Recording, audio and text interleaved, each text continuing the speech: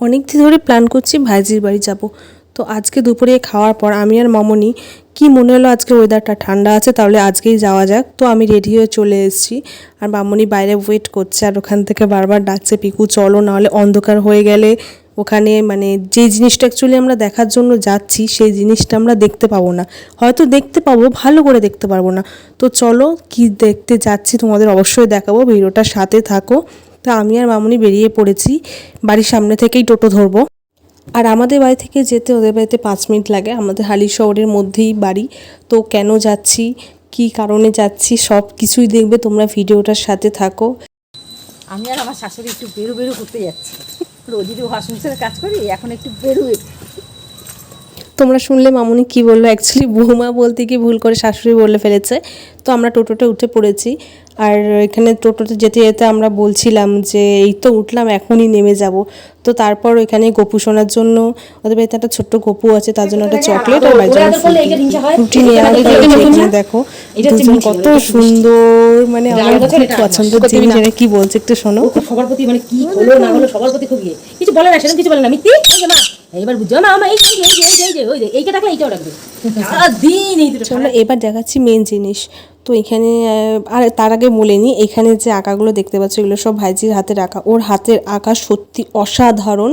তো এবার যাচ্ছি যে মেন জিনিসটা আমরা দেখার জন্য এসেছি, আর এই যে দেখে না ওটা ঠাকুরঘর, এই যে ফাইনালি সেই জিনিসটা যেটা দেখার জন্য আমি এসেছি, এই ছাদ বাগান তোমরা দেখো। এটা ড্রাগন ফল না?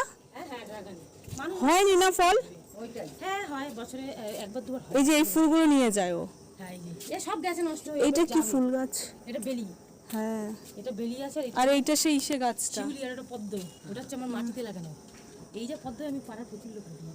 এই তোমার পদ্মই তো আমার বড় হয়ে গেছে, 70-80টা এক এক দিনে ওঠে। এই যে সেই এটা এই যে কি যেন বলে, আমি ভুলে গেছি। এটা ডিজাইন আমাদের। হ্যাঁ, এটা আবার টপে রয়েছে। হ্যাঁ, হলুদ জবা না মামি, এটা কি যেন বলে আমার। হ্যাঁ যাই হোক, এরকম বড় বড় ওই পাশে বাড়ি দুটো ওই দিক দিয়ে। এইটা হচ্ছে কোকাটা বলে। এই যে একটা পাতি লেবুটা দেখো, আপনি ফুল হয়নি দুদিন। এগুলো হচ্ছে এই গাছগুলো বীজ করে কিভাবে? এই যে হয় যে, দাঁড়াও দেখাচ্ছি, কোথায় যেন হয়ে রয়েছে এখানে অনেক বীজ আছে। হ্যাঁ হ্যাঁ, এই গাছের বীজ এত আমাদের বাড়িতে ওইখানে একটাই। বীজগুলো ছিল মানে সব ফেটে গেছে, এরকম বড় বড় বীজ হয়। যাই হোক, বীজ হলে এরপর রেখে দিও। অনেক আছে, তুমি নিয়ে যাও, আমার অনেক আছে। ওগুলো সব বাবা গাছ বানিয়েছে। এই যে পেয়ারা দিয়েছিল, এই গাছের পেয়ারা সব গাছ যেন নষ্ট হয়ে যাচ্ছে গরমে, সব একটা ফুল আসেনি, যা ছিল সব পড়ে গেছে, একটা ফল হয়নি। আবার যাবে সব জিনিস। এই যে লেবু, হ্যাঁ এইটা কাম দিবি, এইটা হচ্ছে আমার স্টার বাড়ি। আমার সারা বছর আমি লেবু কিনি না, এত লেবু হয়। ভালো তো, প্রচুর লেবু হয়, অনেক লেবু হয়। এটা সেই ফুল গাছ, এটা এত বড় বড় ফুল হয়, আপেল ফুল।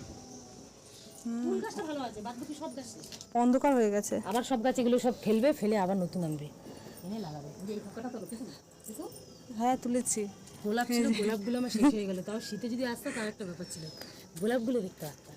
রজনীগন্ধাগুলো, রজনীগন্ধা এই বছর কোনো গাছই করতে পারিনি, মেয়ে পড়ার চাপে। না না, আগে পড়াশোনা এরকম মালটা হয়ে গেছে, মালটা 4-5টা হয়, একটা মরে গেল। 4-5টা হওয়াতে হয়েছিল, সেখান থেকে দুটো আছে। এটা কি লেবু? মালটা মালটা সরবতি লেবু। ও, সরবতি যেটা মৌসুমী লেবু।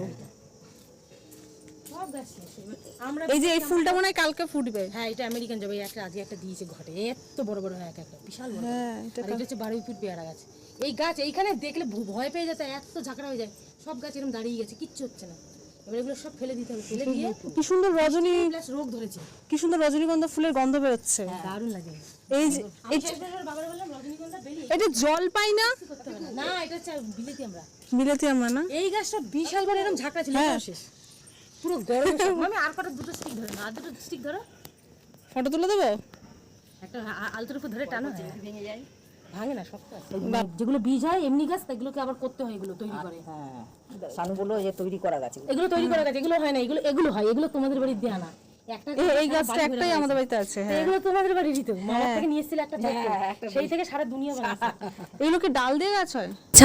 এই ছাদ বাগান দেখার পর চলে আসলাম নিচে। তারপর দেখো এখানে আরও কত ড্রয়িং সুন্দর, কত সুন্দর ও এঁকেছে, আমি জাস্ট মানে বলে বোঝাতে পারবো না, ওর আঁকাগুলো এত সুন্দর লাগে। রাধাকৃষ্ণটা দেখো কত সুন্দর করে এঁকেছে, কেমন লাগছে রাধাকৃষ্ণকে তোমরা অবশ্যই জানিও কমেন্ট করে। আর এদিকে রণবীর সিং আর এই যে গপু সোনা, কি মিষ্টি গপু সোনা। গপু সোনাকেও কেমন লাগছে অবশ্যই কমেন্ট করে জানিও। তারপরে দেখো আরও আঁকাগুলো সবকটা কেমন হয়েছে তোমরা অবশ্যই কিন্তু কমেন্ট করে জানিও তোমাদের পছন্দ হয়েছে কি হয়নি। তারপর নিচে এসে এই যে ওর সব ছোটোবেলার ফটোগুলো দেখছিলাম। সত্যি ছোটোবেলায় ও পুরো মা লক্ষ্মীর মতো দেখতে ছিল, সবাই বলতো যে ও মা লক্ষ্মী। দেখো এখানে কত মিষ্টি লাগছে, গুলোগুলো উড়েছে গালগুলো টিপে, এই যে ভপ্প চলে এসছে।